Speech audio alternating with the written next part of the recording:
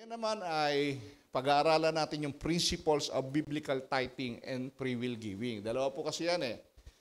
Yung required giving, yung tithings, at saka yung free will or voluntary giving. Di ba? So anong klaseng design po ng pagbibigay ang pinagagawa ng Diyos o itinuturo niya po sa atin? Meron tayong dalawang klase, di ba? Ano nga? Ayaw ba lumabas? So may dalawang klase po na dinesign ng Diyos pagdating po sa pagbibigay po o yung offering. So last Sunday, we talk about the purpose and kinds of tithing in the Bible. Di ba? The tithe was first mentioned in the scripture. Kailan po? Nung si Abraham po ay nagbigay po ng tithe. No, in Genesis 14, verse 18 to 20. So, una, ang tithing po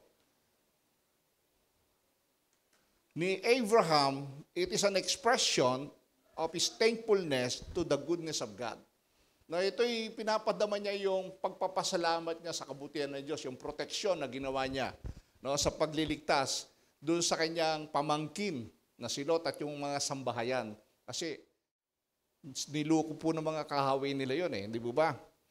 So sabi ko nga, sino kaya yung nagsabi kay Abraham na mag-tithe siya? Wala naman kasi sinabi sa Diyos sa Bible na sabi niya, Abraham, mag-tithe ka dahil liligtas kita. Naranasan mo yung kabutihan mo, hindi ba? Kaya nga, sabi ko nga, I still believe na ang Diyos po ang umipo kay Abraham na mag-tithe bilang pagpapasalamat po, bilang pagsamba po. No, ang tithings po kasi nila is a form of worship to God and thanksgiving God. No? And ako'y naniniwala, ang Diyos din po ang umipo kay Abraham na gawin yan. Dahil eventually mangyayari yon na pagagawa ng Diyos sa bayang kanyang pinili, ang bayan ng Israel. Okay. In Philippians chapter 2 verse 13, sabi nga rito, it is God who works in you both to will and to work for His good pleasure. So ang Diyos po, no, sa mga anak niya, sa kanyang mga tinuturing na mga pinili na kanyang bayan, ay siya ang kumikilos sa puso. Siya ang naglalagay ng desire at gawin sa kanilang mga puso for His purpose. Anong ang purpose niya? For His good pleasure. Diba, minsan, hindi nyo naman dati ginagawa eh, na bigla kang kinonvict na abutan mo yung kapatiran. O yung pastor, binibigyan mo ng love gift. Di ba? O binibigyan mo ng something, no? Na actually hindi ikaw yun. It is a conviction of God in you na gawin mo ito. Amen? Na bigyan mo ito. Minsan nagbibigay ka na bigla ka na lang kinukonvict.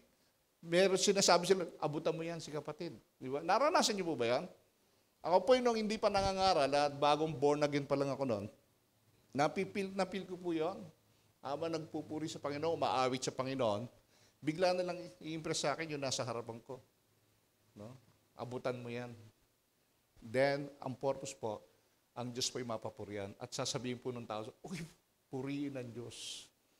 No, inipo ka talagang may pangangailangan ako. Amen po ba dyan? Ang Diyos po kasi yung kumikilos dyan. Dahil by nature, ang tao po ay maramot po at makasarili. Amen po ba dyan? Pero nung tayo po ay naborn again, na nabago po yung puso natin.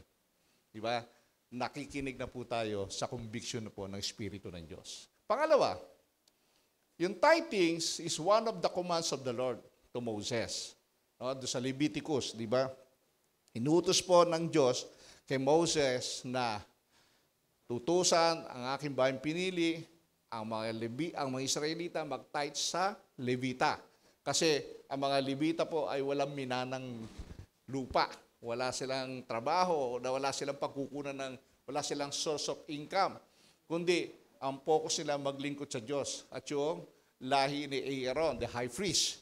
So, ito yung tinatawag na Levite's tithe. Di ba? Actually, sa iba nga, tawag dyan ay the Lord's tithe. Because all tithe is to the Lord. Di ba? Para sa Panginoon. Meron pangalawang tithes po sila. Ito yung festival tithe.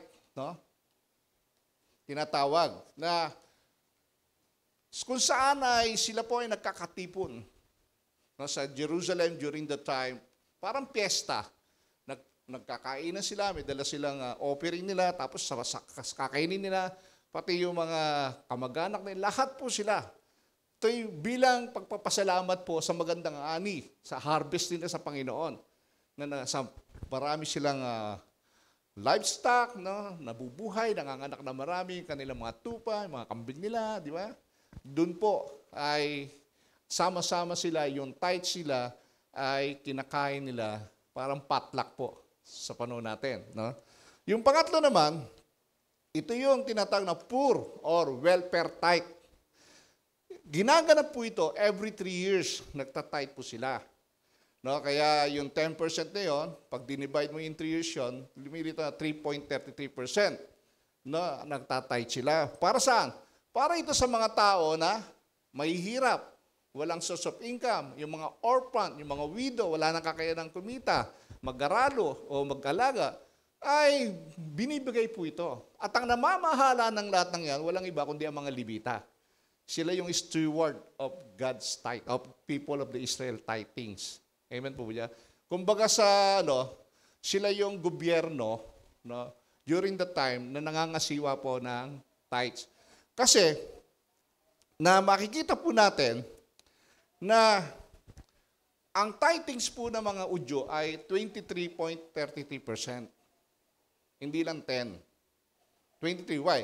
Kasi during that time, yan po yung form of taxation nila. Kaya legalistic tithe po ang tawag dyan. No, na required tithe po. Sabi, kailangan mong ibigay ito. Kasi pag hindi kayo nagbigay, paano tatakbo, pamamahala ang mga Levita, pangangasiwa ng tabernakulo, ang sanctuary. No? Walang kakainin ito. Mahirap pa silang maglingkod, gutom eh. Di ba? Wala silang mana sa Diyos eh. Kaya ang mana nila ay yung tithes po. At si Aaron po, walang mana yon, kundi ang mana niya ay ang Diyos. Ako ang siyerbo, di ba? Sabi po ng Panginoon kay Aaron.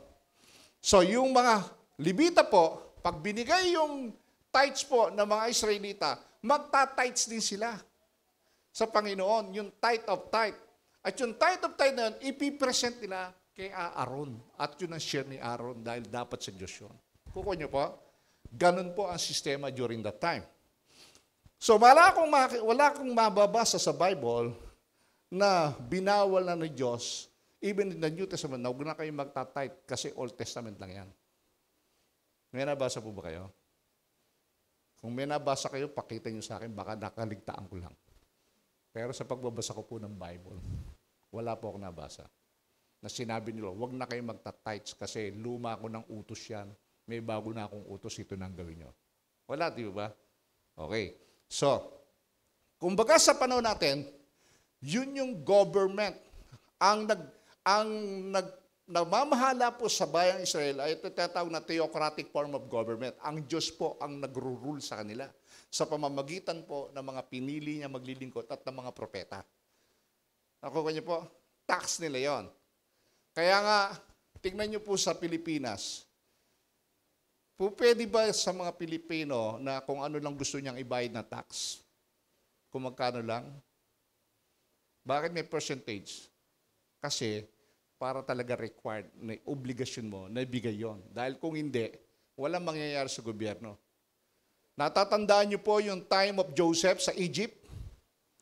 Ang tawag po doon ay required giving. 20%, di ba, ng aning nila? At yung 20% na itatabi sa kaban para may pondo sila. Dahil kung hindi ginawa ni Joseph yon, nung dumating ang tagtuyot, wala silang kakainin. Kuha niyo pa? Amen? So, ganun po. Yun po yung principle. Yung pangatlo, in our time, tithings of the present believers is a form of worship to God. Sa panahon natin ngayon, kaya tayo nagtatithe, not because of those legalistic tithing na iniutos. No? Kasi, this is our form. I want to worship God. Katulad ni Abraham. Kaya ako pag nagtatithe, Lord, receive my tithe like Abraham. No? Kasi kung gagayahin ko yon, kulang yung tithes mo. Dapat 23.33% ang itatithes mo kay Lord. Amen mo dyan? Okay. Tingnan niyo po. Para lalo ninyo maintindihan. Dito sa Matthew 23, no, meron po ditong eksena na pag-uusap po ni Jesus at ng mga Pharisees. What sorrow awaits you, teachers of religious law, and you Pharisees? Hypocrites! For you are careful to tithe even the tiniest income from your herb gardens, but you ignore the more important aspects of the law, justice, mercy, and faith. You should tithe. Sabi niya, dapat nagtatithe kayo. But do not neglect the more important things. Okay. Ang mga Israelita, ang mga Pariseo kasi, ay mga ipokrito. Kasi pinupos nila yung legalistic tithing sila para mapapuriya sila, magbayayabang sa Diyos. Di ba makikita yung sa Book of Law, meron nga doon isang nagpipray, Lord, buti na lang ako, lagi ako nagtatithe, nagpipray ko, nagpapasting, hindi katulad nitong tax collector, magnanakaw. Di ba? May makawasa kayo doon. Ganon sila. Pinagyayabang nila yon. Sabi ni Lord, tama yan, mag-tithe ka. Pero ang ginagawa nyo, pinupwersa nyo yung mga tao na wala naman talagang kakayanan, no? Nawawala yung justice and mercy and faith na mas mahalaga po. Kinondem po ni Jesus doon yung legalistic tithing. Amen? Pero, wala ka masasabing huwag ka na mag-tithe. So, in present situation, sa ating panahon, Christian understand tithing as worship. Dapat maintindihan ito. Kaya tayo nagtatithe kasi, I want to worship God. It is a form of thanksgiving God for His goodness. Isipin mo, Lord, for 1 year and a half, no, hindi mo ako pinabayaan. Hindi mo ako iniwan. Narito ako ngayon. Harap-harapang nagpupuri sa iyo kasama ang iyong mga mga kapatira. Hindi mo ba? It's just a thanksgiving eh. No? Yung ginawa ni Abraham, thanksgiving yun. Si Jacob, ganon din ang ginawa. Sila Isaac, hindi na lang binanggit sa Bible, but tinuro ito ni Abraham sigurado sa kanyang mga anak. Kailangan pa bang basa, sulat lagi yung mga bagay na yon? Kaya nga makikita nyo sa John 21, di ba? Maraming ginawa si Jesus na hindi na isinulat kasi sapat na yung pinasulat ng Diyos na para maunawa natin ano ang layunin ng Diyos sa atin. Amen? Ano ang gusto ng Diyos na dapat natin gawin bilang mga anak niya. Yun. Yun na lang po. Doon tayo mag-focus sa 66 books. Meditate po natin yung day and night. Basahin po natin para malaman natin ang kalooban ng Diyos sa ating buhay. Amen? Hindi naman kasi magsasalitan literal sa'yo. Ganito gawin mo. Okay. When the Bible speaks, God speaks. Amen? Kasi salita niya yun. Amen po ba dyan? Kapag nangusap yung salita ng Diyos sa'yo, ang Diyos ang nangungusap sa'yo, hindi ang tao. Maliwanag po? Okay. So the principle of tithing as worship ay walang utos yun nung ginawa ni Abraham. Wala pa yung batas na binigay ng Diyos kay Moses. Kaya mababasa niyo sa Hebrews 7:1-10, it defines the significance of this act, sabi niya, declaring that it is the superior who blesses the inferior. Sino yung superior? Ang Diyos. Ang inferior tayo. No? Siya ang nag-bless sa atin, and the inferior who pays tithes to the superior. Dahil binless ka ni Lord, ngayon naman ikaw ay magbabalik ng pagpapala sa Diyos. For what purpose? Upang may magamit sa kanyang sanctuary. Yun po yung purpose dun eh. Para tumakbo. Tumakbo ang gawain po ng Panginoon during the time. At malayang makapaglingkod ang mga Levita at ang lahi ni Aaron the priest to worship God. Nasubukan niyo na po bang huwag kumain ng isang araw? Ha? Hindi pa, no? Di ba, nangihina ka? Makakapagsalita ka ba ng malakas pag nangihina ka? Baka bigla ka na lang bumuhal dyan pag gutom ka. Hindi po ba? So, yun po kung bakit ginawa po ng Diyos yun. So, tithing as worship. So, ang unang action mo, bilang anak ng Diyos is to acknowledge that God is both our superior, the sovereign Lord, di ba? And the source of all blessing. No? Siya ang source ng lahat ng blessing. Kaya ang ikapo ay bilang pagsamba, hindi lamang kinikilala mo ang Diyos. Kaya ka nag-ikapo kasi sinasamba mo siya. Hindi mo lang kinikilala ang Diyos, hindi mo lang ipinapahayag ang iyong personal na katapatan sa Kanya, kundi you worship God. Anything you do for God's glory is worship. Amen? So ang ikapo po ay bilang pagsamba, ay nagpapaiwatig ng labis na labis mong pasasalamat sa kabutihan ng Diyos. Maliwanag po. So, all tithes and offerings should be given with pure motives. No? And an attitude of worship to God and service to the body of Christ. Kaya mo ginagawa yan. Malinis ang iyong motibo. Na gusto mong magpasalamat sa Diyos, sambahin ng Diyos na nagbigay ng lahat ng kabutihan sa iyong buhay at sa mga kapatiran, the body of Christ. Amen po ba dyan? Okay. Tignan niyo po yung Matthew 20-21. Di ba? Ito yung issue. Dapat ba magbigay ng tax? Sabi nila kay Jesus. Dahil kung hindi, pag sinabi ni Jesus, oo. O hindi. Magagalit yung mga Herodians. Di ba? Susumbong sila kay Caesar sa gobyerno. Pag sinabi naman niyang, oo, sasabihin naman ng mga Pharisees, disloyalty ka sa ating bansa eh. Galit nga tayo dyan, pinahirapan tayo niya. May tax na nga sa templo, mayroon pang tithes. Ang dami namin binabayaran, masakit na ulo namin. Diba? Reklamo nila eh. Ano sabi ni Jesus Christ? No? Ano yung nasa coin? Give what is due or pay what is due to Caesar and pay what is due to God. Pag sinabi pong due, that is obligatory payment. Kumbaga, sabi ka, pag tinanggap mo yung mga billing mo, nakalagay ito yung due date. Di ba? Kailangan bayaran mo yun on that due date. Pag hindi, putol ang kuryente mo. Buti nilang bawal ngayon mamutol. Di ba? O yung tubig mo. Nakakanya niyo pa? Sabi, obligado kang bayaran. Wala kang choice. Amen? Yun po ang ibig sabihin nun. No? So, during that time, Israel was under the theocratic form of government. Sa tingin nyo ngayon, ang church ba ng Panginoon na hindi rin under the theocracy government, hindi ba? Under ba tayo ng gobyerno ni Duterte? May pakialam ba sa ating gobyerno? Wala, di ba? Hindi nila pwede tayong pakialam. Kasi doon sa article 3 na inviolable yung batas na may malayang sumamba ang mga mananampalataya. Iba-ibang religion. Di ba? Hindi pwedeng gamitin ang pera ng gobyerno sa church, sa mga organization. Kaya, paano tatakbo ang church? Okay. Ako yung naniniwala na ang iglesia, ang body of Christ is still under the theocratic form of government. Tingnan niyo po.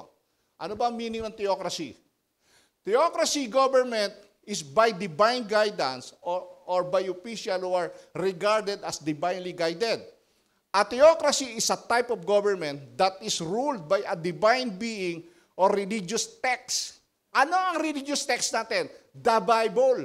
A ruler or group use the power of God's and text to create laws and guide government decision. So ang ating guidelines na ginagamit sa pagpapatakbo ng Iglesia ng Panginoon ay ang salita ng Diyos. Because the Word of God is inspired by the Holy Spirit. Amen po ba dyan? Maliwanag? So, ang church ngayon is still under the theocratic form of government. Hindi ng tao. Hindi yung gusto ng tao ang ginagamit para patakbuhin ang iglesia. Hindi po. Dito sa church, kaya tinapatakbo ang iglesia ito sa pamamagitan po ng prinsipyo ng salita ng Diyos. Hindi ng gusto ko. Kukuha niyo po. Hindi ng gusto ng leader ng church, kundi ang gusto ng Diyos. Maliwanag, mga kapatid? So, this means, yung mga nagsasabing hindi na kailangan yung tithes, namamali sila ng pangunawa sa salita ng Diyos. Hindi nila naintindihan na sinasabi nila. Ayaw lang nila siguro mag-tithes. Amen? So, ngayon, second design of God for giving, yung free will or voluntary giving. Amen? We are going to be dealing with the subject of money. Pera ang usapan dito. But before we go to free will o voluntary giving, gusto ko munang magtanong. No? Ang usapan dito kung paano umaawak ng pera ang mga Kristiyano. At ang pera po ay isang barometer o sukatan po ng pagiging yung spirituality. Tawag kasi dito stewardship, hindi ba? No? Kung paano mo pinangangalagaan ang blessing na binibigay sa ng Diyos. Remember, kaya kami trabaho ngayon, kalooban ng Diyos yun. It is God who works and to will in your life. Amen? It is God who gave you the ability to get wealth, not you. Kung gusto kang payamanin ng Diyos, kahit ayaw mong yumaman, yayaman ka. Kung ayaw ka naman payamanin ng Diyos, kahit anong sikap ang gawin mo, hindi ka yayaman. It is in the will of God. Remember that. Naniniwala ba kayo doon? Ako naniniwala. Totoo yun. Kaya nga ang daming dyan tao, nagsisikap na yumaman di ba? Ang sabi ng Panginoon, huwag niyong angarin yumaman. Ang angarin niyo, paano niyo mapaparangalan ng Diyos sa buhay niyo. Dahil pag natuwa ang Diyos sa iyo, the Lord will bless you. Tulad nila Abraham. Nahirap ba sila? Yaman si Abraham. Sila Jacob, mahirap ba? Mayaman yan. Why? Natuwa ang Diyos sa kanila Because they honor God in their life. Si Joseph, mahirap ba si Joseph? Mayaman ni Joseph. Dahil natuwa ang Diyos sa kanya. Hindi niya pinagpalitan Diyos sa kanyang buhay. God bless him. Hindi mo ba? Hindi against ang Diyos sa pagyaman. Depende sa puso mo. Alam ng Diyos kasi kung dapat kita payamanin o hindi. Dahil alam ng Diyos, kapag ang isang tao yumaman, alam niya baka mapariwara ito. Nakakon niyo po? Because God knows everything in the heart of man. Remember that. Okay. Ang tao po ay laging nakaharap po sa maraming desisyon pagdating po sa pera. Di ba? Pagdating sa pera, hindi natin maiwasan yan. Lagi natin kasama yung pera. Yan ang lagi natin kailangan, pera, di ba? Para Para may pambili ng kailangan natin, especially ng ating kakainin sa araw-araw. Kaya mahalaga ang pera. Amen? Okay. Basically, Christians fall into 4 categories how to become a steward of God's blessing. Pag-aralan po muna natin bago natin explain yung free will and voluntary giving. 4 categories of stewardship of money. 4. How we feel about the money. How we earn money. How we spend money. How we give money. Amen? Una, how we feel about money. How you treat money. Anong pakiramdam mo pag ikaw sa patungkol sa pera? Di ba? Ang sabi po ni Pablo kay Timothy, sapagkat ang pag-ibig sa salapi ay ugat ng lahat ng kasalanan.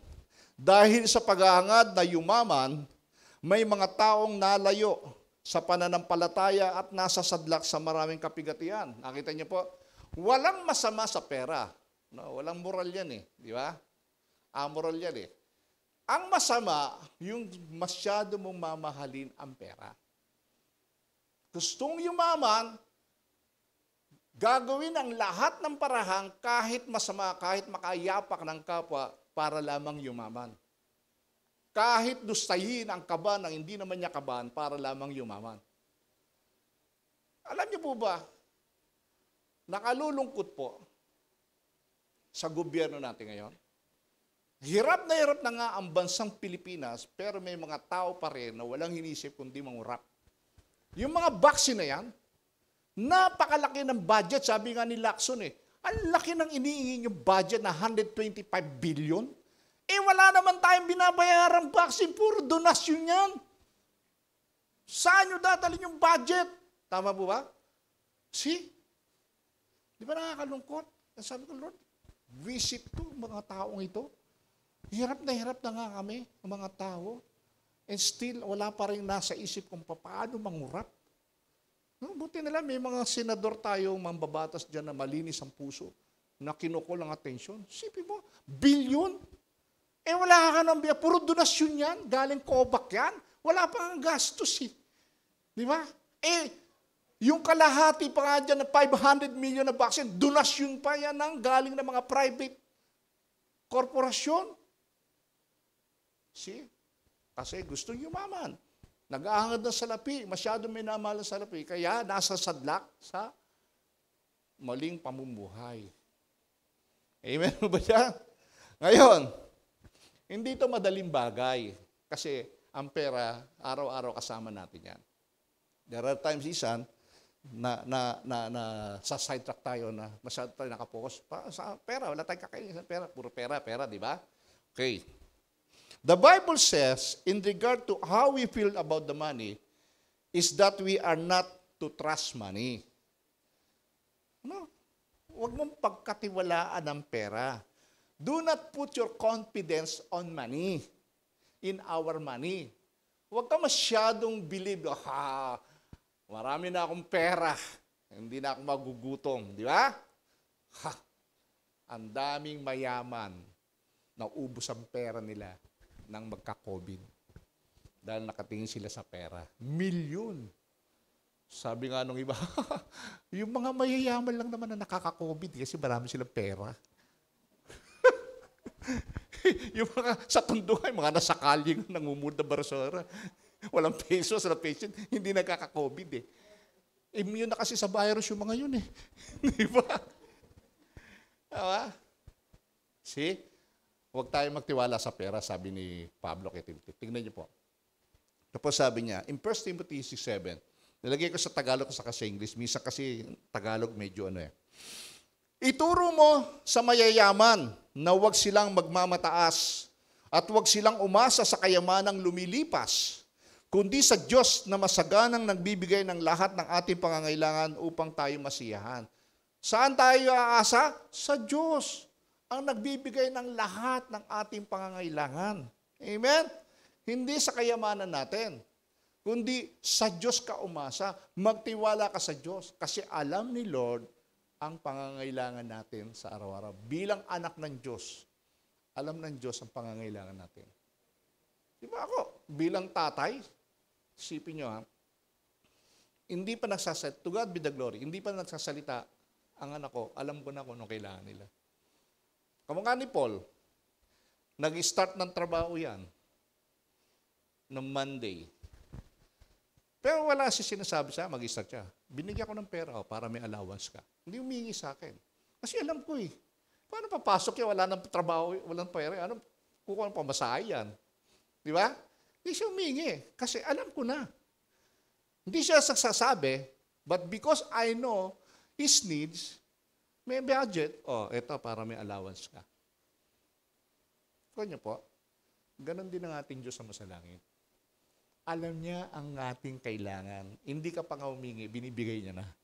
Kuha niyo po. Amen. Magtiwala kayo doon sa source of blessing. Huwag sa pera. Huwag doon sa nakikita ninyo. Amen. Huwag sa tao. Dahil ang tao ang gagamitin ng Diyos para i-provide ang needs mo. Amen? Amen. Okay. Sabi nga, pag ikaw ay nagtiwala sa pera, idolatry yan. No? Diyos-Diyosan yan. Gino-Diyos mo na yung pera. In Matthew 6:24, sabi nga dito ni Matthew, you cannot serve, o ni Jesus, you cannot serve two gods. You can serve the true God and money. Hindi mo pwedeng paglingkuran ang tunay na Diyos at ang pera. It's either you hate the one or you love the one. Mamimili ka lang. Kasi nga, pag gano'n, hindi mo pwedeng ma-divide yung katapatan mo doon sa dalawa. It's either tapat ka doon sa isa o hindi ka tapat sa isa. Amen po ba dyan? Kasi hindi ka pwedeng maglingkod sa Diyos dahil gusto mong yumaman. Meron bang gano'n? Marami. Sa Amerika, ang daming mga bilyonaryo, mga preacher. Pag pumupunta ng church yun, naka-helicopter. Nalala niyo sila Joel Austin? Oh, grabe. Ayaw matraffic noon. Pag pupunta ng church nila, naka-helicopter. Mga big time. Yung mga prosperity preacher. Amen? So, the Bible lays down the qualification for an elder. Dapat hindi siya greedy of money. Ang isang workers of the church, o isang pastor ng church, o isang leader ng church, hindi dapat sakim sa pera. Because you cannot serve God and money. Amen? Dapat mahal mo ang Diyos, hindi ang pera. Maliwanag. So, kung gusto mo maglingkod sa Panginoon, siguraduhin mo na ang puso mo ay handa kang mag-suffer and mag-sacrifice in serving God. Sabi ni David, mula nang ako'y nabuhay, wala pa akong nakitang lingkod ng Diyos na namalimos ng kanyang kakainin. Amen? Si Elijah nga nandun lang sa taguan Paggising niya, may pagkain na siya Dala ng uwak. Di ba? Sarap buhay. No? Ngayon ko na-realize, sabi ko, dapat mo pa ako nag-full-time pastor para hindi kagad ako tumanda. Di ba? Nung nagtatrabaho ako sa corporate, grabe ang pressure. Sakit sa ulo. Bakit hindi sakit sa ulo? Ako may awak ng financing. Ako nagbabudget. Ako naghahanap ng babayaran. Ako nasa finance, kaya sumasakit ulo ko. Walang koleksyon. No? Kaya inaaway ko yung mga ahente namin Ano nga, benta ka ng benta, walang koleksyon? Di ba? Okay magbenta, pero pag walang koleksyon, paano tayo mabubuhay? Wala kayo susweldo di ba? Sakit, pero kay Lord. Nakaka-stress lang kapag yung mga anak ng Diyos ay hindi sumusunod. Doon lang ako na-stress. Pag hindi nabubuhay ng tama ay sa Diyos. Di ba? Kaya minsan kinakausap ko kayo, di ba? Para itama yung buhay nyo. Amen? Kasi yun ang aming gawain No, gabayan kayo, ayusin ang buhay nyo. Sa pamagitan po ng kapangyarihan ng Banal na Espiritu. Sabi sa Deuteronomy, if He desires to make us rich in response to that, kung gusto ng Diyos na yumaman tayo, it is God's business. Nasa kanyang option yun. Kung ayaw ng Diyos, wala ka rin magagawa. Kahit gawin mo pa ang gabi na umaga, kahit buong linggo, wala ka ng break, wala ka ng day off, magtrabaho ka, pag hindi gusto ng Diyos na yumaman ka, hindi ka yayaman. Pero, kahit 3 times a week ka lang magtrabaho, pag gusto ng Lord yumaman ka, yayaman ka. Naniwala ba kayo doon? Yes. Pero hindi ka na mayayaman kung hindi ka magtatrabaho. Kung hindi ka kikilos. Di ba? Kung natutulog ka lang. Amen? Okay ba? May makikita natin yan. In 1 Timothy, verse 6-9.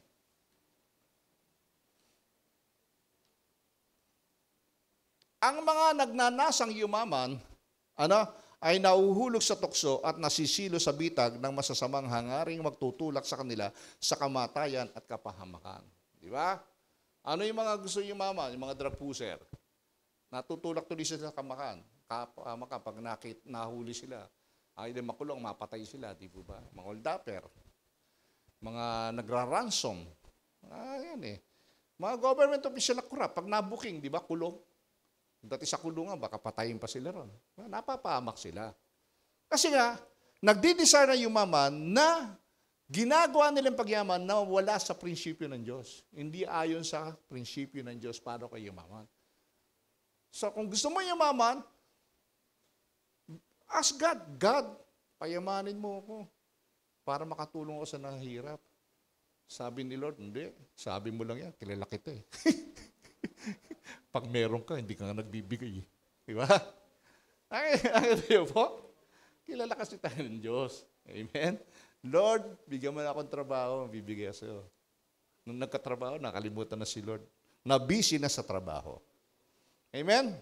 Pangalawa, how we earn money. Paano tayo nakakakuha ng pera? Paano tayo nagkakapera? Paano tayo kumikita? Sa paano pa? Maraming pamamaraan na sinasabi ang Bible. The Bible says about how we earn money or how we get money. First of all, we're not to steal. Dapat di ka nagnanakaw. No yan sa atin. Di ba? Bilang kasi bawal magnakaw. Hindi tayo dapat nagnanakaw para lang kumita, magkaroon ng pera. Okay. Sasabihin mo, hindi ko gagawin yan, pastor. Yes. Tama, kung gagawin niya, masama yan para lang kumita ng pera. Huwag kang magnanakaw. Okay. In Psalm 37, verse 21, habang ginagawa ko ito, natatawa ko eh. Tingnan niyo ba? Sabi ng Psalms 37, verse 21. Okay? Oh, nawawala. Yeah. The wicked borrows, does not pay back. Alam niyo yung mga tao masasama, para magkapera, manguutang. Tapos ay magbayad. Sama yan. Sabi ng Bible, pag hindi ka marunong magbayad ng utang mo, masama ka. Kasalanan yan. Amen? Siguro naman, nagbabayad kayo ng utang nyo, no? Diba? Marami pong pamamaraan para magnakaw. Maraming pamamaraan na makikita natin para ikaw ay kumita ng pera sa pamamagitan ng pagnanakaw. In fact, in Amos chapter 8, verse 5 and Hosea 12:7, the prophet talks about that. No? You are stealing money, but we are not supposed to do that as a son of God. Amen. Amos 8:5. Amos. Basta may Amos pala. Okay.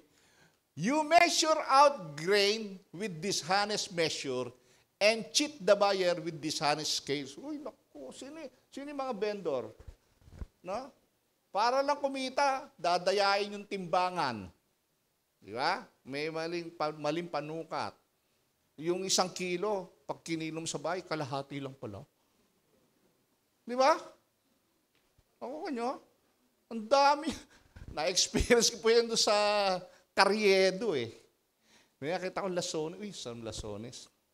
Rob, bigyan mo 1 kilo niyan. Kinilo. Bigla lumapit. Ay, siguro inipo ni Lord. No? Baka nabaitan sa akin matanda. Ay, dagdagan mo yan. Pag mong dayain. Bakit na? Kasi hindi, alam niya na, kulang yan ng kilo. Ganun ba? Salamat po. Nangyayang vendor na yun.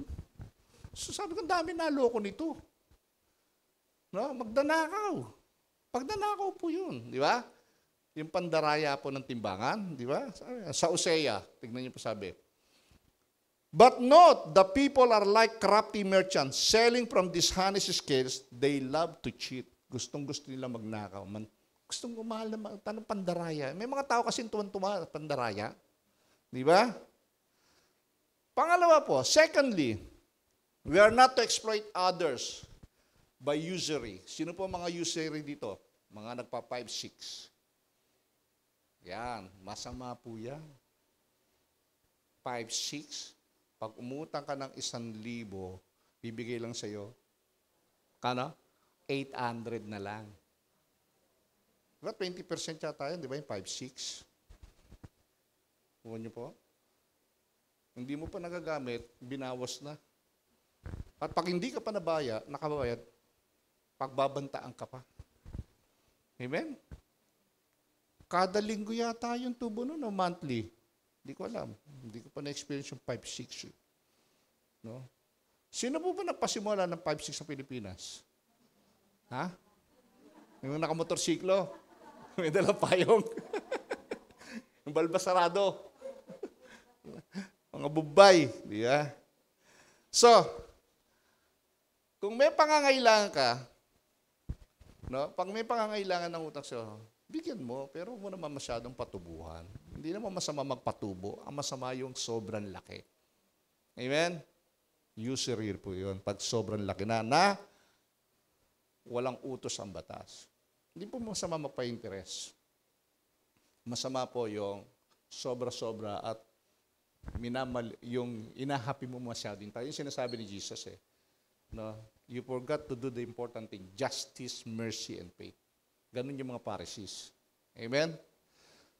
Gayon din naman, hindi dapat natin nililing lang ang mga tao sa pamamagitan po ng pandaraya sa kanilang sinasahod. Hindi mo pinapasweldo ng tama.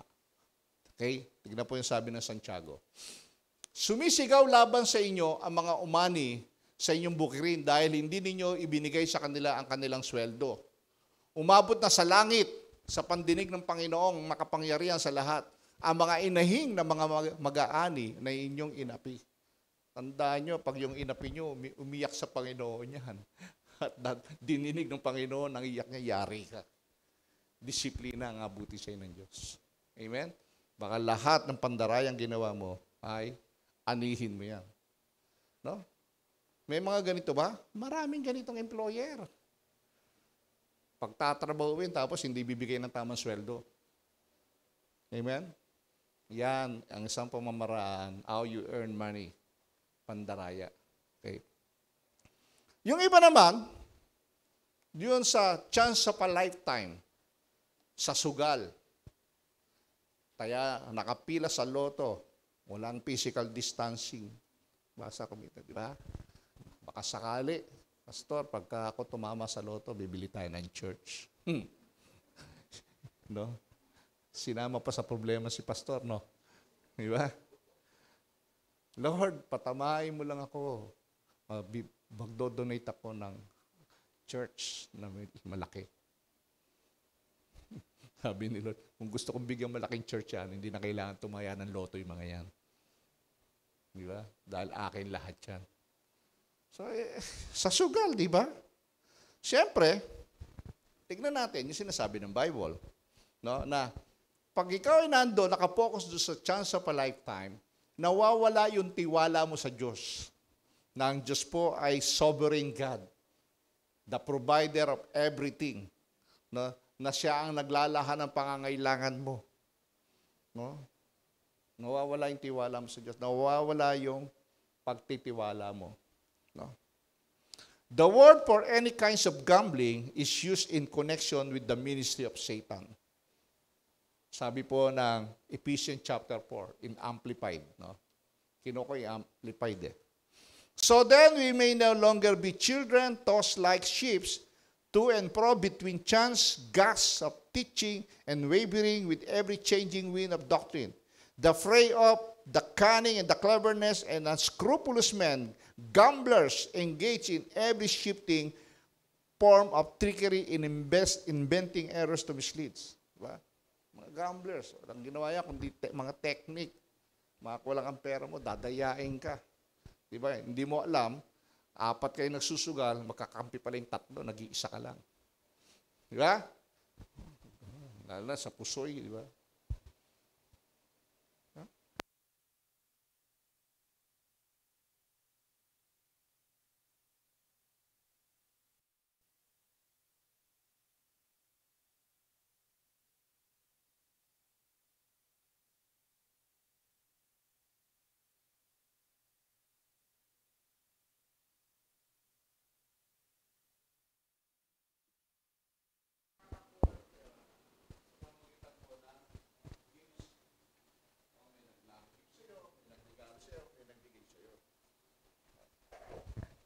Thank you.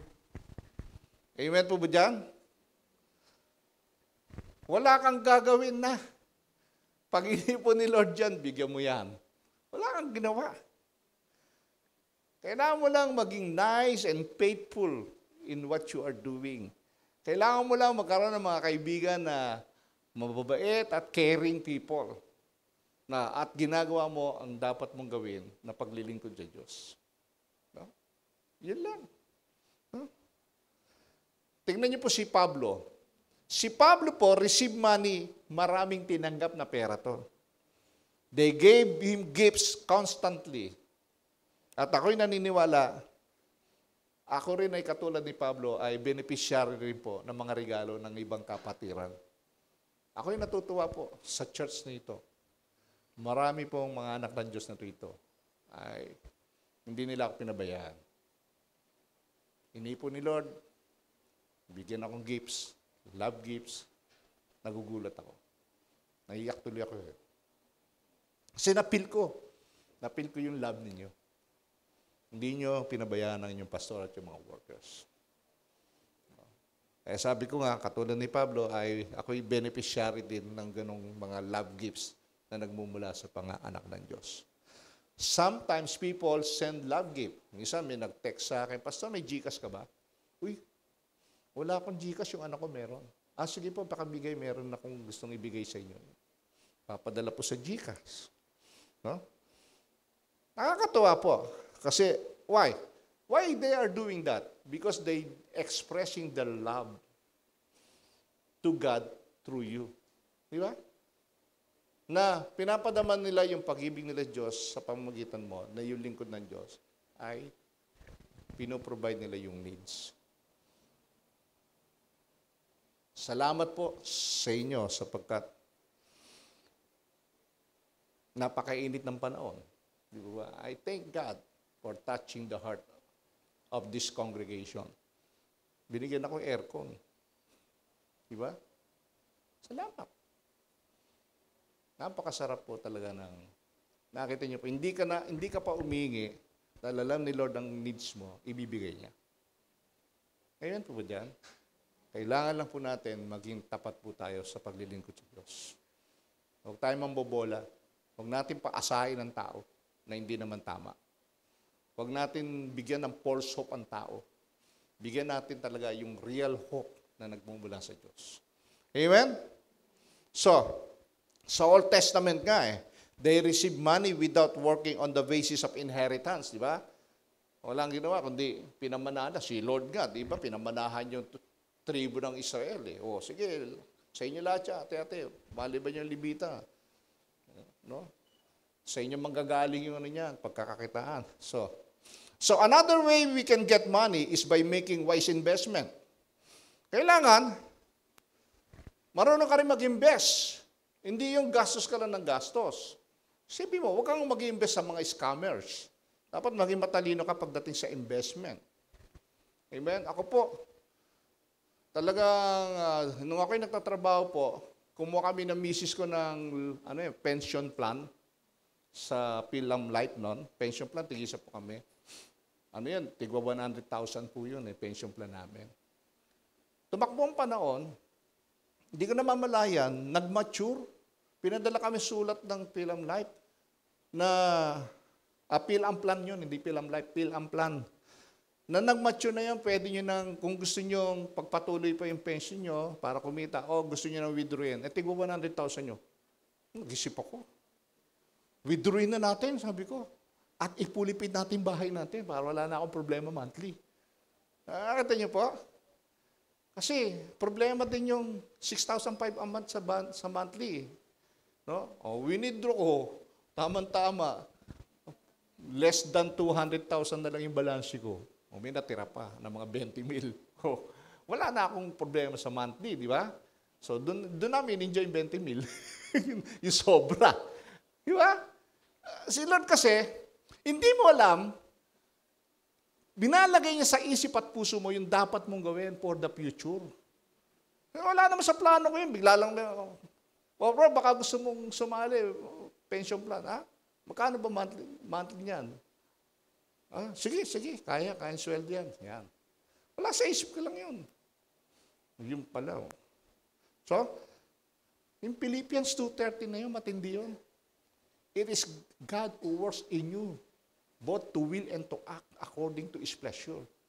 So, nung natanggap ko yun, sige, praise God, ang galing mo talaga. Na-release ako sa burden. Di ba?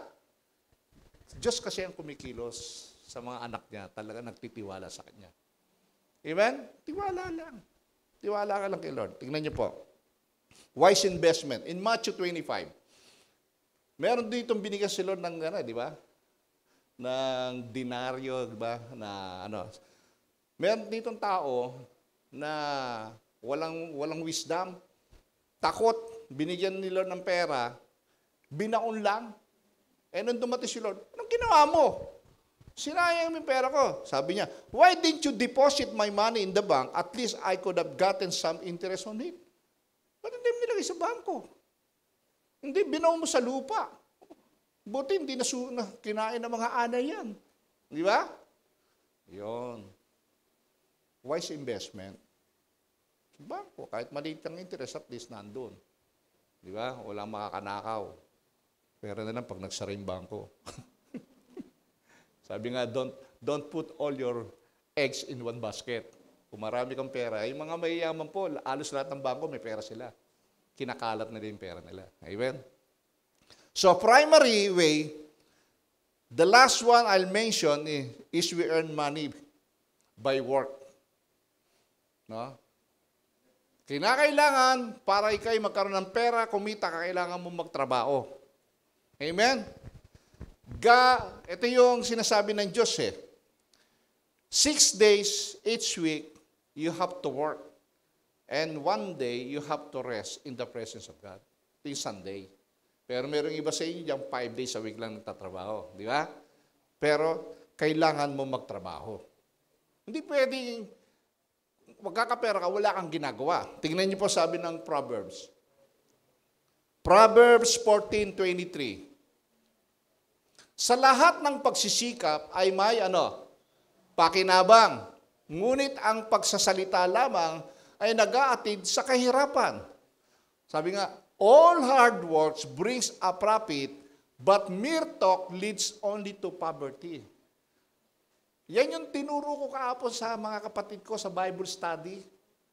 Ang lalaki ng katawan niyo, umaasa lang kayo sa bigay. Ang kakapal ng mukha niyo. Siyempre, akong panganay, wala silang magawa. No, authority, Bible study. Nakita ko naman sa Bible. Magtrabaho ka. Ay, matanda na ako. Tanda ka na nga. Sabi nga, panay barbell mo pa dyan. Lakas-lakas, malaki pa katawan mo sa akin. Umaasa ka lang doon sa tulong ng mga kapatid natin. Kapal mo, pare. Sabi ko, gano'n Sakit mo na magsalita, kuya. Totoo naman Sabi ko Tapos yung anak mo pinagtatrabaho mo, pag hindi ka binigyan, nagagalit ka. Diba? Diba? Pangit. Diba? So, nakita nyo ngayon sa Bible, marami pong tinuturo about how to get money. Marami, mga ilan lang po yan. How about we feel the money? Pangatlo, how we spend money. Yan ang maganda, pastor. Paano gumastos? There is a lot about how we spend money. First of all, we have to provide for the needs of our family and the needs of those around us. Di ba? Paggastos. Kaya ka gumagastos dahil your family needs. Yan po ang una.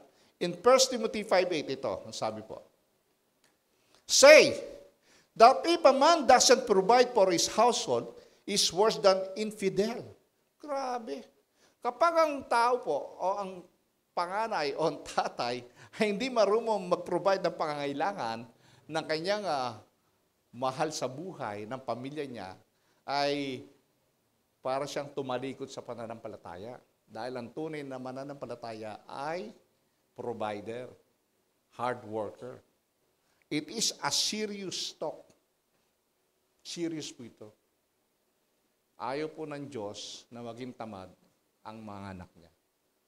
Unang-una, sabi niya kay Adan, ang kakainin mo ay dadaan sa pagsisikap at pagbubungkal mo ng lupa. Ibig sabihin, trabaho. Work hard. Amen po ba dyan? Ang sabi nga, sa 1 John 3:17, paano you spend your money? Kapag nakita ng isang may kaya sa buhay ang kanyang kapatid na nangangailangan at hindi niya ito tinulungan, masasabi mo bang siya'y umiibig sa Diyos? Mga anak, huwag tayong magmahal sa pamamagitan lamang ng salita. Subalit ipakita rin natin ang tunay na pag-ibig sa pamamagitan ng gawa. Huwag lang puro tak-tak. Uy, kawawa ka naman. The Lord will bless you. Di ba? May bibigay ka naman. Pag-pray natin yan, brother. May nangyari ba? Ayamos, the Lord will provide. Naalala ko tuloy isang kaibigan ko. Nagsumbong sa akin. Alam ko naman may pera Inuutangan ko naman, hindi ko naman hinihingi yan. The Lord will provide. We'll pray for that, Brad. May mangyayari ba? Na para makikita na mahal mo ang Diyos kung yung kapatid mo na may mga kailangan hindi mo kayang tulungan. Di ba? Meron ka Alam mo, hindi ka naman ipuin ni Lord na magbigay kung wala ka Di ba? Napaka-imposible naman. Lord, you're touching my heart to give this. Wala nga rin akong pera. Diba? Tingin mo ba yun? Diba? Kaya kayo iniibon ni Lord kasi alam ni Lord, marami ka pera. Diba? Nakuha niyo po yung prinsipyo. So, secondly, you have to spend your money to pay your debts immediately. Diba? Kaya pag spend money, dapat para bayaran mo yung utang mo. Nakita niya, sino po dito walang utang? Praise the Lord, wala kayo utang. So, ano sabi ng Bible? Huwag kayong magkakaroon ng utang kanino man, maliban sa saguting magmahalan sa isa't isa, sapagkat ang nagmamahal sa kapwa ay tumutupad sa kautusan. Kung nang-utang ka, magbayad ka. Kasi, hindi yan pagmamahal na inutangan mo yung kapwa na hindi mo binayaran. Amen? Biblical po yan. Huwag kayong mangungutang. No? Pero bibigyan ko kayo isa ng verse na mas interesting. Mas maliwanag.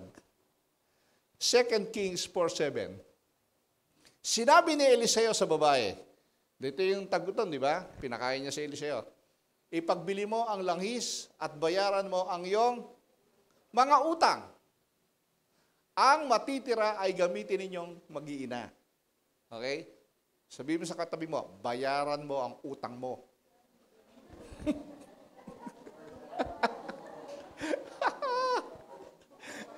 Anong yaran ko ito? Natatawa ko eh.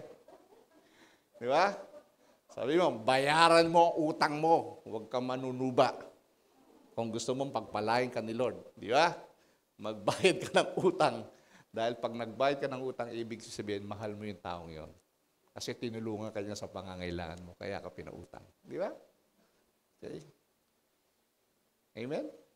Third thing, you're to do in spending your money is to save your money.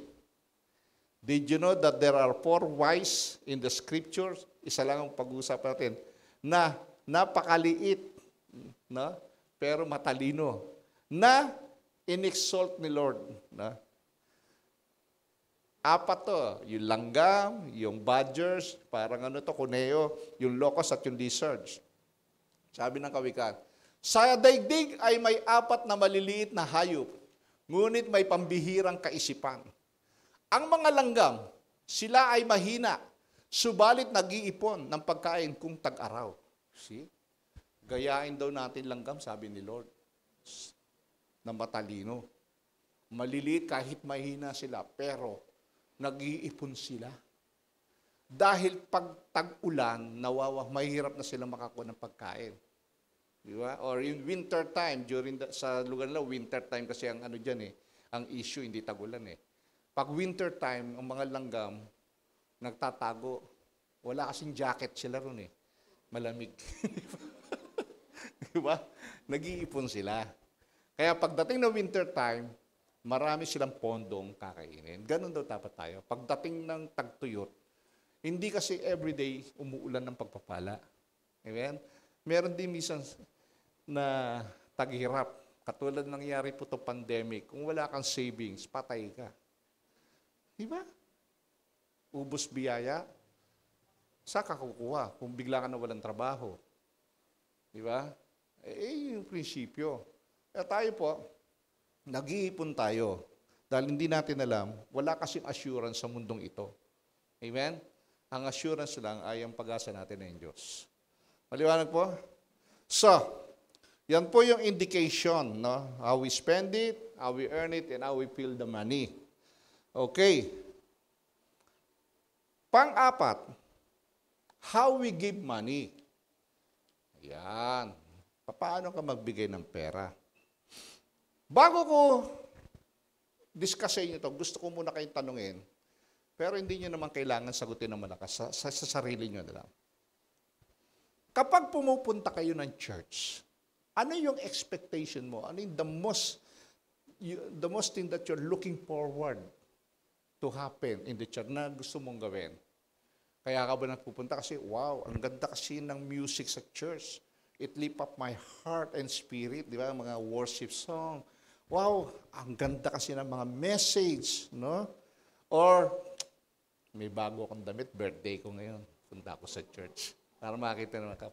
First time namin makikita-kita para makita nila ako. Di ba? Yung ba nasa puso mo? No?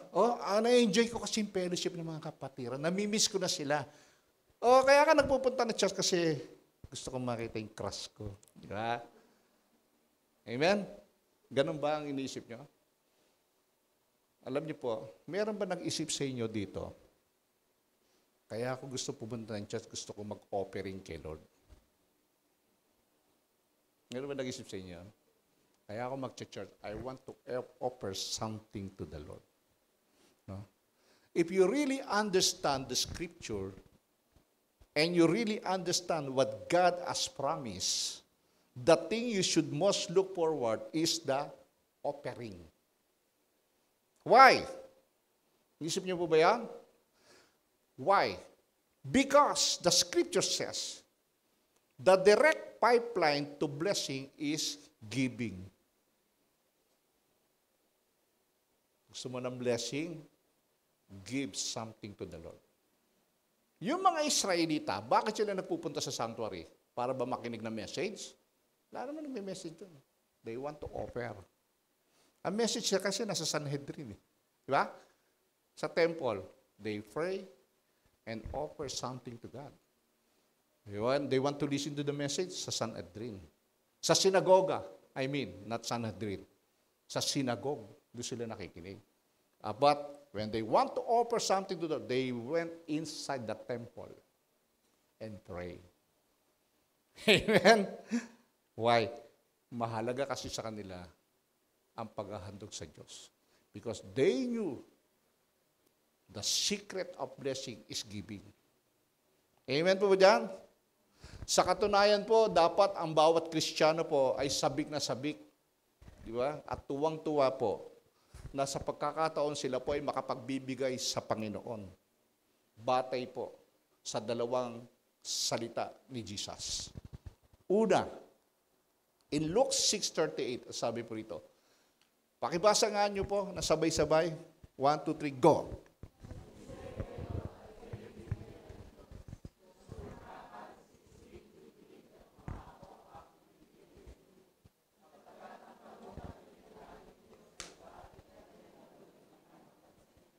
Wow! You find, no? That is good, di ba? Magbigay kayo. At kayo ibibigyan ng Diyos, ustong takal, siksik, liglig, at umaapaw. Ang ibibigay sa inyo ng Diyos. Sapagkat ang panukat na ginagamit ninyo sa pagbibigay ay siya rin gagamitin ng Diyos sa pagpapala sa inyo. Kuha niyo pa? So, ang first statement, give. Magbigay. So, another same principle in 2 Corinthians 9:6. Tandaan ninyo ito. Ang nagtatanim ng kakaunti ay aani ng kakaunti. At ang nagtatanim naman ng marami ay aani ng marami. Tama po ba yan? Tama, di ba? Kung nagtanim ka ng isang puno ng mangga, ang harvest mo dyan, konti lang. Kung 10 puno mangga ang tinanim mo, mas maraming harvest mo kaysa sa isa. Amen po dyan? So, yung prinsipyo pong yung sinasabi ni Jesus Christ dyan, doon, siksik, liglig at umaapaw. No? Yung panukat sa iyo ng Diyos, alinsunod sa iyong sinukat sa iyong pagbibigay. Ano ka nagbigay? Yun din. No? At kung magbibigay ka ng marami, marami kang natatanggap. Di ba? At ang natatanggap mo ay istong takal, siksik, liglig, umaagos at ibubuos pa sa iyong kandungan.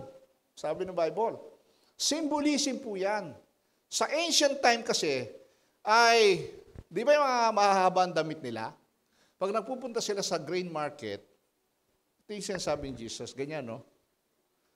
God is going to measure out yan. Ayan, no? Nakita nyo? Yan yung siksik, liglig. Nakaganon. Sa iyong kandungan, siklik, umaapaw, di ba? Magbigay kayo, kayo bibigyan ng Diyos, ustong takal, tinatakal yan, di ba? Siksik, liglig, at umaapaw pa ang ibibigay sa inyo ng Diyos. Ganon. Yan po yung symbol na image na pinapakita ng Jesus. Okay nyo pa? So, generous, ayun. No, yan yung image 3, di ba, ng Luke chapter 6. God wants to fill your lap with abundant blessing and overflowing. Umaapaw. Napakasimple po ng principle, di po ba? So, generosity in giving results in a greater reward from God. Paano ba masusukat yung generosity? Sa palakihan ba yan? Ha? According to the blessing you receive from God. Kasi, may mga tao, pag nagbigay ng 20, generous siya. Kasi yun lang ang pera niya eh. Di ba yung natatandaan yung balo, nagbigay ng kusing? Generous giving yun. Kasi yun na lang ang ikinabubuhay niya, ibinigay pa niya sa Diyos. Kaya hindi po sa laki yan. It's from the heart, the generosity of your heart. Amen po ba dyan? Naintindihan nyo? Yung 100 kasi, barya lang sa iba yon. Pero sa iba, kayamanan niya yun. Bukan niyo po. Yun, according to the blessing you receive from the Lord. Hindi na mumuwersa si Lord. Tingnan niyo po. Diba? Sabi niya, you want blessing from God? You want to pour out the blessing? You want overflowing, siksik, press down, shaking together, di ba? Sabi sa English, magbigay ka. Di ba? You give. That is the most direct route to blessing from God. Diyan po, ang secret. Hindi mo kayang i-outgive ang Diyos. You cannot outgive God in giving. Mas maraming ang Diyos ibibigay sa iyo. Hindi mo kayang pantayan ng pagbibigay ng Diyos. You give, He gives back. More, mas marami. Di ba? Pag nagbigay ka, mas marami pang ibibigay ng Diyos sa iyo. That is the principle. That's how it works. Yun po ang prinsipyo po ng giving. Amen? Ano sabi po ni Jesus? Sa poor gospel po, out of the gospel lang, dito mo lang mababasa sinabi ni Jesus. In Acts 20. Hindi po. Acts 20:35. Pakibasa niyo po. You should remember. Ulit. Sabay-sabay para malakas. 1, 2, 3, go.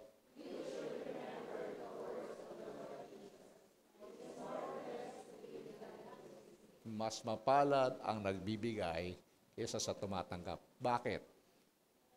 Kasi marami kang blessing. Kaya ka nagbibigay. Amen? It is more blessed to give than to receive. In other words, what you give away brings you a greater blessing than what you receive. Di ba? Mas marami. Di ba? Do you want to be most blessed? Gusto nyo pa ma-bless? Then magbigay ka. Do you want to receive pressed down? Sabi nga, shaking together and running over to your lap? You give to the Lord. Those two monumental promises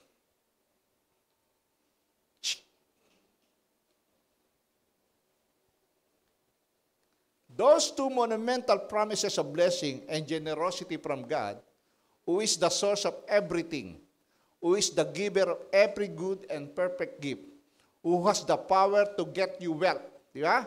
Who gives you all that you have. Those promises from God should make us sacrificially generosity. Kaya tayo nagiging generous sacrificially. Sacrifice ang pagbibigay eh. Di ba? Dahil si Lord ang nagpo-provide lahat ng blessing. Ang nakalulungkot po talaga dito, many Christians don't believe those promises. Hindi sila naniniwala.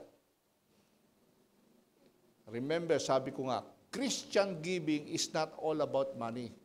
It's all about faith. It is a matter of faith when you give. They don't believe the promise of the Word of God. If they do, they would give. Kasi kung naniniwala sila, magbibigay sila. Di ba? It is a question of faith. It is a question of trust. It is a question of belief. Pagdating sa pagbibigay. Nag-uusapan niya, faith, naniniwala ka ba? Nagtitiwala ka ba? Nanampalataya ka ba sa Diyos? Di ba? Na siya magpo-provide sa iyo. You either believe or you don't believe. If you do, you give because giving is more blessed and giving causes to God to give back in greater abundance. Amen? According to Luke 6:38, that says, give. It is an imperative word. Give. Amen? Mandated. Ako man. So it is not just a question of faith, it is a question of obedience. No? Hindi lang faith ang pinag-uusapan dito. It is a question of obedience. Paano ka sumunod?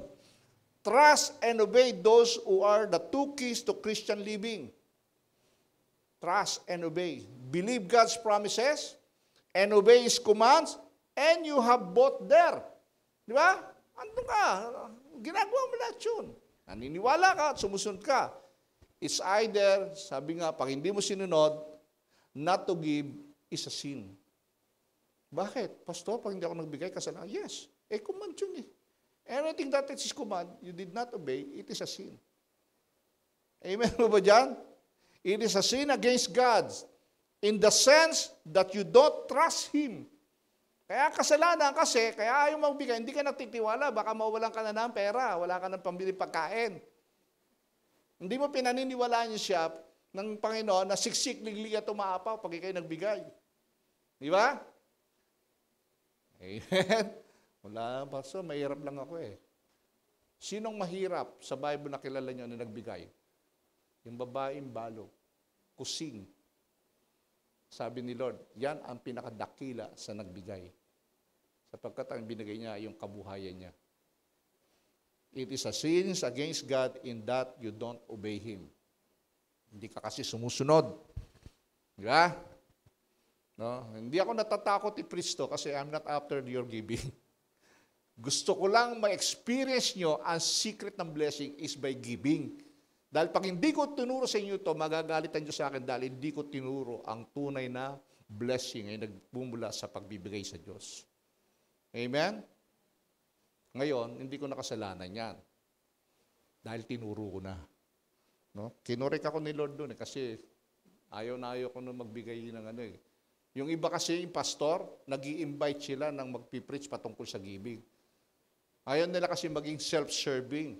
Ako hindi. Kasi alam ko naman yung puso ko kung bakit ko tinuturo. It is a command of God. Amen? The command is giving. The promise is He will give in return. Giving then is an issue of faith and obedience. Pagdating po sa giving, ang issue rito ay yung pananampalataya mo at pagsunod mo sa Diyos. Amen? Alright? What is a biblical model of giving? Biblical model for giving. Sa 2 Corinthians chapter 8 verse 9, sasummarize lang natin, mahaba kasi, baka abutin tayo hanggang alas 12:30. Now we're going to see marvelous teaching about the matter of giving. Kakahamang-hamangha to eh. No, yung teaching dito patungkol po sa giving. In fact, this is going to be a model for Christian giving, a theology of Christian giving. No? We're going to meet some believers who both believe God and obey God. Okay. This morning, makikita natin sa 2 Corinthians chapter 8 and 9 on the giving of money. Yung topic natin, giving of money. Sa simula pa lamang, gusto kong ipaalala sa inyo na ang mga dating mga mananampalataya ay nagbibigay po sa church, sa iglesia. Sila po nagpasimula. Binigay nila ang suporta sa simbahan, sa pangkalahatan, sa dalawang paraan sa pangkalahatan. Una, bakit sila nagbibigay? No? Yung biblical gift. First of all, they gave that the leaders might be supported. Yung mga naglilingkod. Kaya sila nagbibigay para yung mga nag-full time na maglilingkod ay masuportahan yung pangangailangan. Amen? Pangalawa, sino ba yung mga dapat suportahan? Yung mga apostle during the time, the prophets, the evangelists, the pastors, those who were responsible for leading, serving, working in the church. Di ba? Yung pa yung mga responsible para masuportahan yung pangangailangan nila Tingnan niyo po ang sabi ni Pablo sa mga taga-Korinto. Dito kasi inaakusahan si Pablo ng bukang pera no? Na siya ay peking apostol. So tingnan niyo ang sabi ni Apostle Pablo sa mga taong nagpe-persecute sa kanya, umuusig sa kanya, paglilingkod dyan sa Diyos. In 1 Corinthians 9, wala ba kaming karapatang tustusan ng iglesia sa aming pangangailangan? Wala ba kaming karapatang magsama ng asawang Kristiyano tulad ng ginagawa ng mga ibang mga apostol at ng mga kapatid ng Panginoon at gayon din ni Pedro? Kami lang ba ni Bernabe ang walang karapatang tumigil sa paghahanap buhay? Sabi niya, kami lang ba? Marami akong kasama sa ministry. Sabi niya, bakit kaming dalawa lang ang binibigay niyo? Paano yung iba? Nakakita niyo yung issue? Tingnan mo, tayo lang ba ang mga taong dapat suportahan? Sabi ni Pablo. Parang sila Lucas sa kasama ko, sila Timothy, sila Titus. Di ba? Ayan yung mga kasama niya sa ministry, di ba? In 1 Corinthians 9:8, verse 12, ito. That is the reason why medyo natigil yung suporta natin sa mga ibang manggagawa dito because of this pandemic. Amen? Hindi kasi makapag-offering yung mga kapatiran sa cellphone. Diba? Saka sa telebisyon. Ay, pumasok, pastor. Kaya balik uli sa bulsa. Pero may mga faithful Christian dito. They go to the treasurer and give their tithes and offering to the Lord. Amen. Thank you for those faithful Christians. God will bless you. 1 Corinthians 9:8-12. Ang sinasabi ko ay hindi nababatay sa kaisipan lamang ng tao, sabi ni Pablo. Ganoon din ang sinasabi ng kautusan. Sapagkat nasusulat sa kautusan ni Moses, huwag mong bubusalan ang bibig ng baka abang ito'y gumigiik. Mga baka nga kaya ang inaalala ng Diyos. Sabi ni Pablo, yung baka ba ang inaalala ng Diyos doon? Hindi. Sabi niya, hindi ba tayo ang tinutukoy niya? Alang-alang sa atin, tama ba? Kaya't isinulat, sapagkat ang magsasakang nag-aararo at ang naghihiwalay ng mga butil sa uhay ay gumagawa sa pag-asang may kaparte sila sa aanihin. Nag-asik kami sa inyo ng pagpapalang espiritual. Malaking bagay ba naman kung umani kami ng mga material na pakinabang mula sa inyo? Sabi ni Pablo, tuturo ka espiritual Di ba? Kung ang iba'y may ganitong karapatan, lalo na kami, sabi ni Pablo. Dahil mas mahalaga ang ibinibigay namin sa inyo mga espiritual na pang-eternal. Pero yung kailangan na ibibigay nyo ay pansamantala lamang. Na habang kami na sa mundong ito, nakakailanganin namin. Sabi ni Pablo. Di ba? Kita niyo po? So sa madaling salita, dapat nating suportahan ang mga ngaral. Dapat nating suportahan ang mga apostol at yung mga kasama niyang naglalakbay, sabi ni Pablo. At yung mga nangangasiwa at ng mga nagtuturo ng mga namumuno sa inyo. The leaders, the teachers of the church. No? Mahirap po magturo. Mahirap mag-aral. Mahirap pinagsasalita. Nakakapagod. Nakakatuyo ng lalamunan. Hindi mo ba? Yun yung sinasabi ni Pablo. At nagtatravel kami. Minsan nasa sabingit kami ng kamatayan. Sabi ni Pablo. Minsan dumarating, wala kami makain. Ito yung issue ni Pablo. Kaya ako nag-tent making. Para wala kayong masabi. Sabi ni Pablo. Kaya nagtrabaho si Pablo Kaya sabi niya, kami lang ba ni Bernabe ang may karapatan tumigil sa aming pagtatrabaho? Paano yung mga kasama namin? Iniwanan din nila yung trabaho nila para lang maglingkod sa Diyos, para sa inyo. Yun yung issue ni Pablo rito. Verse 14. Sa ganyan ding parahan, ipinag-uutos ng Panginoon na ang mga nangangaral ng magandang balita ay dapat matustusan ang ikabubuhay sa pamamagitan ng magandang balita. Amen? Ang liwanag po, di ba? Okay. It certainly was true in the Old Testament economy. Ganon din po sa Old Testament. The priest received the living from the tithe that the people gave. Yun din ang kinabubuhay po ng mga priests in the Old Testament. And so he's saying, we support through the church, the leaders, and the teachers that God gives to us. Suportahan natin yung ibinigay sa atin ng Diyos ng mga teacher, mga leaders, and mga preachers na binigay ng Diyos sa atin. Amen? Kasi video, sabi ko lang ito. Galatia, sabi na po ng Galatia. In Galatians chapter 6, verse 6, Dapat bahaginan ng lahat ng mga pagpapalang tinatamasa ng mga tinuturuan ang mga nagtuturo ng salita ng Diyos. Liwanag po, di ba? 1 Timothy 5:17, 18. Elders, kinuha ko sa English, malabo kasi sa Tagalog eh. Nakalagay doon matanda. Hindi naman po matanda ibig sabihin niya, kundi mga bishop, mga teacher, preacher. Elders who do their work well should be respected and paid well, especially those who work hard at both preaching and teaching. For the scripture says, you must not muzzle an ox to keep it from eating as it treads out the grain. And in another place, those who work deserves their pay. Amen? Maliwanag po mga kapatid. Secondly, tatapos na. Yan yung una, di ba? Supported. Secondly,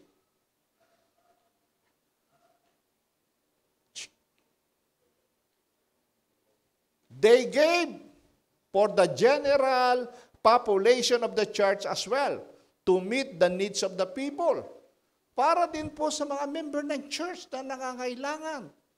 Kaya nga po dito, di ba, minsan pag may namatayan, binibigyan ng church, o na-confine, binibigyan ng church, o may pangangailangan, binibigyan ng church. Amen? Yung nakakayanan lang ng church. No? Kaya nga kung malaki na tayo, may milyon na tayo, malaki ang masusupport ng church sa mga nangangailangan. Di ba? Pwede pa tayo siguro magpa-scholarship na nag-aaral na magaling na walang pagtusto. Di ba? Yung mga kailangan eh. Kaya lang, kulang sa budget. So, yung suporta sa mga nangangailangan ay isang napakahalagang aspeto po sa buhay ng mga unang iglesia o early church. Sapagkat ang early church ay punong-puno po ng mahihirap na tao. May mga taong nangangailangan, may mga balo, may mga ulila. Mga taong walang maraming mapagkukunan at kailangan nila upang matugunan ang kanilang mga pangailangan. During that time, ang member po ng church ay puro mahihirap. Kaya dumating sa time na si Bernabe po, binenta yung property niya, binigay sa church para makatulong sa nangangailangan. Ginaya naman ni Sapira. Binawasan pa yung pinagbentahan, nandaya pa. Magbibigay na rin lang, nandadaya pa. Di ba? Pinatayin nila. Patay niya. Libing. Si Ananias and Sapira ba yun? Di ba? Kaya nagbigay masama motibo para maging bida sa iglesia. Kami binenta namin to, binigay namin sa church. Iba si Bernabe. Bernabe, wala. Kaya tinawag siyang the man of encouragement. Nagbigay na malinis ang puso. Okay? In fact, Paul instructed Timothy to remind the rich people regarding their money. Sabi ni Paul kay Timothy, alalahanan mo yung mayayaman ha. Ang mayayaman sa sanlibutan ito ay atasan mo na huwag magmamataas ni huwag umasa sa mga kayamanang hindi tiyak. Kundi sa Diyos na nagbibigay sa atin ng lahat ng mga bagay para sa ating kasiyahan. Dapat silang gumawa ng mabuti, maging mayaman sa mabubuting gawa, bukas ang palad at tandang mamahagi. Sa gayoy magtitipon sila para sa kanilang sarili ng isang mabuting saligan para sa inaharap upang sila'y makapangawak sa tunay na buhay. Di ba? Sabi nga ni Lord na yung sa langit ka magtipon. Di ba? Sa langit.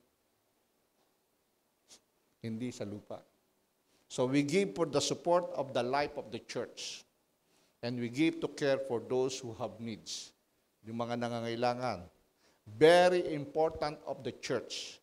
Give for the support of the church and the meeting of the needs of God's people in the church. Di ba? Dumating sa time nangyari, di ba? Nagbigay tayo ng ayuda.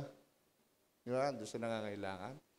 Yun lang nakayanan ng church At least, di ba? Nakatulong tayo pansamantala. So ito yung sabi ni Pablo, no? Pinagsisikapan ni Pablo na makagawa ng ang mga taga-Korinto ng makabuluhang pagkakaloob sa Diyos. No? Tinuro ni Pablo to. Binigyan niya sample po ang church sa Macedonia. Kausap ni Pablo rito yung mga iglesia mananampalataya po sa Korinto na sinabi niya, meron tayong mga kapatiran sa Jerusalem na naghihirap, na kailangan ng tulong. Okay, ito. Mga kapatid, nais naming malaman ninyo ang ipinakitang kagandaang loob ng Diyos sa mga iglesia sa Macedonia. Dumanas sila ng matinding kahirapan at ito'y isang mahigpit na pagsubok sa kanila. Ngunit sa kabila ng kanilang paghihikahos, masayang-masaya pa rin sila at bukas ang palad sa pagbibigay. Hirap po ang iglesia sa Macedonia. No? Pero masaya sila sa pagbibigay sa Diyos. Amen? Sila'y kusang loob na nagbigay, hindi lamang sa habot ng kanilang kaya. Hindi na-expect ni Pablo to na-surprise siya. Kundi igit pa. Halam ko ito sapagkat mahigpit nilang ipinakiusap sa amin na sila'y bigyan ng pagkakataong makatulong sa mga kapatiran na taga Jerusalem. Tinuro ni Pastor Macton noon doon sa Acts. At igit sa inaasahan namin, inalahan nila ang kanilang sarili. Una saan? Sa Panginoon at pagkatapos sa amin, ayon sa kalooban ng Diyos. Alam mo po ba, kapag hindi mo dinedicate ang iyong sarili sa Diyos, hindi mo kaya magbigay ng totoo sa Diyos. Ang secret dito, you must first dedicate yourself unto the Lord for you to obey God in instruction to give to the church. Amen? Pag hindi mo ginawa yung mahihirapan ka, kapatid. Remember, we are just a manager of God's blessing. We are not the owner. Remember that. We are just a steward of God's blessing. Kaya kung anong gustong pagawa sa iyo na memihari, gawin mo. Amen? Siya memihari ng lahat Pinagkatiwalaan ka lang niya Tapos sa akin lang to, Lord, pinaghirapan ko to. Sinasabi sa iyo. Kung isara ko yung kumpanya mo, may magagawa ka, di wala kang trabaho. May pagkukunan ka ba? Wala. See? Kaya sabi nga ni Pablo, sabi mo sa mayayaman, wag silang magbigay na, maging masyadong kumpiyansa sa pera nila. Kaya kong tanggalin yan sa isang iglap, ubus yan. Pag binigyan ko ng sakit yan, tapos siya. Hanggat hindi nauubos ang pera niya sa pagpapagamot sa kanya, hindi siya mamamatay. Ubusin ko muna pera. May kapatiran doon, kinuwento sa akin doon, ang laki ng ginastos Wala rin nangyari, milyon, patay din. Diba? Kaya huwag tayong magtiwala sa pera. Doon tayo magtiwala sa provider of God. So the Macedonians' priority was to present themselves as sacrifice to God. Yun ang priority na. Yun yung sinasabi ng Romans 12, di ba? Offer your body as a living sacrifice. It is your spiritual act of worship when you offer your body to the Lord. Yourself. Generous giving follows personal dedication. Amen? 2 Corinthians 8:9. Tapusin ito hanggang 21 Okay. Hindi kaila sa inyo sa kagandahang loob ng ating Panginoong Jesucristo, kahit na mayaman, naging mahirap siya upang mapayaman kayo sa pamamagitan ng kanyang pagiging hirap. Si Lord nga, di ba? I-humble himself, di ba?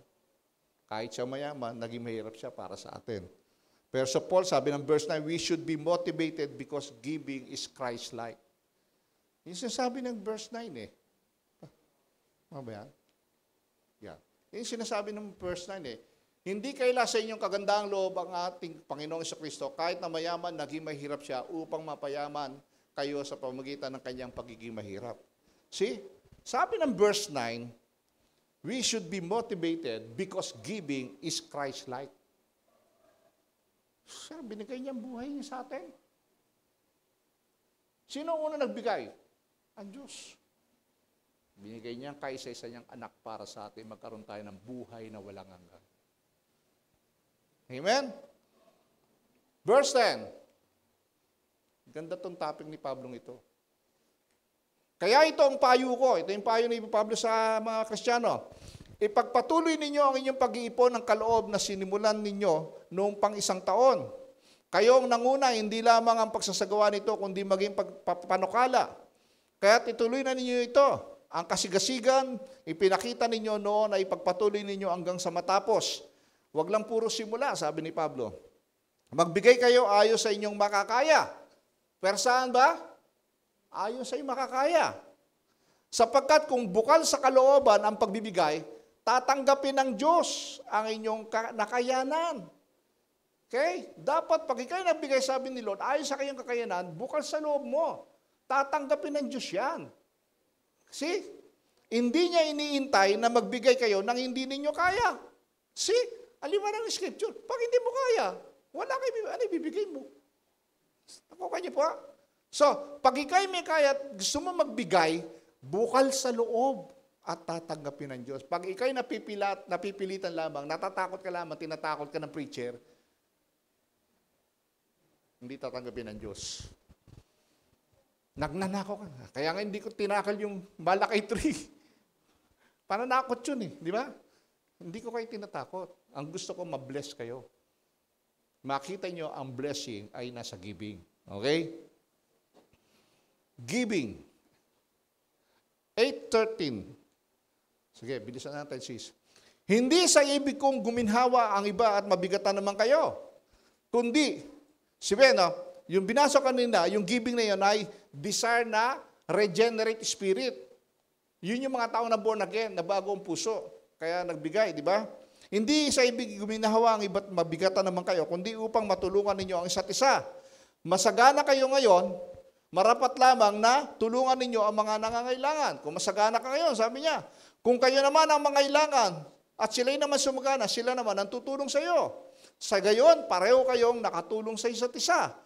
Tulad ng nasusulat, ang kumuha ng marami ay hindi lumabis at ang kumuha ng konti ay hindi naman kinulang. So ano sasabi dito ni Pablo? Giving is the compassionate response to need. No, compassionate May pangangailangan ka. Marasagana ako, baka dumating ang araw, ikaw naman sumagana ako mangailangan. Hindi, nagkakatulungan kayo sa isa't isa. Diba? No? May reciprocation, di ba? Reciprocation, di ba? Gumanti ka rin na mabuti. 2 Corinthians 8, 16-21. Sige sis, ano wala? 8, 16, 18. Nagpapasalamat ako sa Diyos dahil binigyan niya si Tito ng pagmamalasakit tulad ng pagmamalasakit ko sa inyo. Hindi lamang ninyo pinaunlakan ang aming pakiusap, kundi sa kagustuhang makatulong sa inyo. Nagpresenta pa siyang ang pupunta riyan. Pinasama namin sa kanya ang kapatid na kilala sa lahat ng iglesia dahil sa kanyang pangangaral ng magandang balita. Hindi lang sinabi ko sino yun Iniisip nga rito kasi Apollos yun Hindi lamang siya'y pinili ng mga iglesia upang maglakbay kasama namin at tulungan kami sa pangangasiwa sa gawain ito. Ang ganitong paglilingkod ay para sa ikadadakila ng Panginoon at sa aming marubdob na hangaring matulungan kayo. Nag-iingat kami upang walang masabi ang sinuman tungkol sa pangangasiwa namin sa malaking kaloob nito. Nag-iingat sila. Ayaw lang may mabigat Kaya tayong church natin, nakita niyo po sa baba, nakarecord doon kung saan yung tithes nyo, saan napupunta. At nasa bangko yung iba. Nakikita niyo po? Transparency. At tulad nila Pablo, ang layunin namin ay magawa ang tama, hindi lamang sa paningin ng Panginoon, kundi maging sa paningin ng mga tao. So lahat ng ginagawa natin dito, hindi lang para sa Diyos na paningin, pati sa paningin nyo. Makikita nyo yung transparency kung saan napupunta ang tithes and offering ninyo. Amen po ba dyan? Okay. Kita nyo. Sabi ka, kung dyan napupunta ang taxes nyo, dyan po, isang pinagkunan. Yung mga gamit, di ba? Hindi naman pumura yan. Nakalimutan ko na, magkano ba to, Pastor? Nasa 30K ba to? Ayun, 30,000 din po yan, di ba? So, giving is honorable before God and men. Sabihin, ang pagbibigay mo ay honorable before God and men. Dapat maayos ang lahat, sabi ni Pablo. Panguli, hindi lamang, kaya, susunod, sa pasis. Yan. Kaya sinusugo namin kasama nila ang isa pa nating kapatid na subok na namin sa maraming pagkakataon at lalong masigasig sa pagtulong ngayon dahil sa malaking tiwala na niya sa inyo. Tungkol kay Tito, siya ang kasama ko at kamanggagawa sa pagtulong sa inyo. Tungkol naman sa mga kapatid na kasama niya, sila'y mga apostol ng mga iglesia sa ikararangal ni Kristo. Kaya't ipadaman ninyo sa kanila ang matapat ninyong pag-ibig upang makita ng mga iglesia na hindi kami nagkamali sa pagmamalaki tungkol sa inyo. See, pinagmamalaki ni Pablo. Di ba? Giving is the proof of love, sabi ni Pablo. Ebidensya to ng pagmamahal. Pag nagbibigay. So we're going to learn all these things sa Scripture. No, yung pagbibigay. God have shown us, pakibasa nyo, God have shown us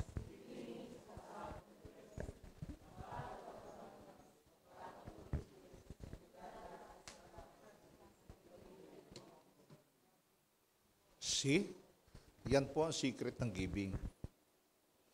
At ang Diyos po ay sinasabihan tayo, magtiwala tayo sa Kanya at sumunod po tayo at ipamuhay po natin. Okay. Kausapin niyo po ang Diyos. No? You may ask God. Okay?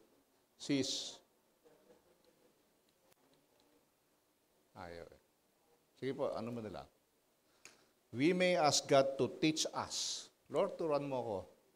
Continue to teach us that we might know the fullness of your blessing and your glory. No? Na yung treasure in heaven, no? Store up treasure in heaven, sabi ni Lord. Sa langit ka mag-ipon ng kayamanan, which can never be corrupted, never rusted, and never stolen, but which we shall enjoy forever and ever in His presence. See? Not here. Kasi this is only your temporal inhabitant. You are a citizen of heaven. Remember that. You are a citizen of heaven. Kaya dun ang ating eternal place.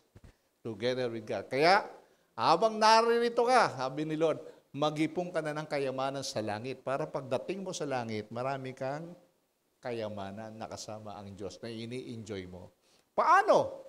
Sa paggawa na mabuti. Sa pagtulong sa nangangailangan, sa pagbigay sa gawain ng Panginoon. Amen? Ito po ang conclusion. Giving is the behavior of devout Christians. It is the behavior of a devout Christian. It is Christ-like. It is the desire of a regenerate spirit. It is the compassionate response to need. It is honorable before God and men. And it is the fruit of love. Amen? That is giving. Tayo pong lahat ay tumayot manalangin. Purihin ka, aming amang Diyos sa langit na makapangyarihan sa lahat. Salamat sa araw nito, Panginoon. Patuloy mo kaming turuan kung papaano po magbigay sa iyong gawain. At ikaw po ay maparangalan sa pamamagitan ng aming pagbibigay. Lagi nyo lagay sa puso namin, Panginoon, na kapag kami pupunta ng church, ay maging excited kami na mag-offer sa iyo, Panginoon, ng mga blessing na nagmula sa iyo. At ganun din po na magkaroon ng excitement na umawit ng papuri sa iyo, Panginoon, at makinig po na iyong salita, na magbibigay po ng inspiration sa amin, encouragement sa amin, upang mabuhay po ng ayon sa iyong kalooban, at maipahayag po ang iyong kabutihan sa mga tao na wala pa pong pagkakakilala sa iyo. Salamat sa araw nito sa iyong mensahe. Sa iyong kamay, Panginoon, patuloy namin pinagkakatiwala ang aming buhay at ang aming pangangailangan. That you are the source of blessing, that you are the provider of everything. Salamat, Panginoon. Kaya mga kapatid, sabi ko nga, lagi nating isipin na ang kapayapaan ay nagmula sa Diyos at ang kagalakan na nasa atin na. Kaya tayo po ay umayo sa buong linggong ito na may bagong buhay kay Kristo. Sa pangalan ng Ama, ng Anak, at ng Espiritu Santo, ang lahat ay magsabi ng Amen. God bless po sa inyong lahat.